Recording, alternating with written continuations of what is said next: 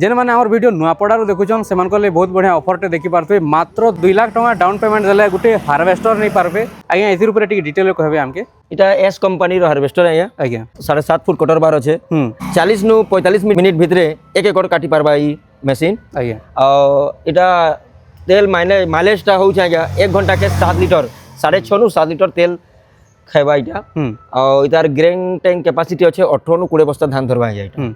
और grain tank खाली भी आमर करबा एटा 2 मिनिट के 3 मिनिट भितरे ग्रेन टैंक खाली भी करि देबा। अच्छा आज्ञा प्राइस केते रहबा इतार द प्राइस रहउछ आज्ञा 23,88,000 टका 23,88,000 और सब्सिडी रहउछ आज्ञा एनो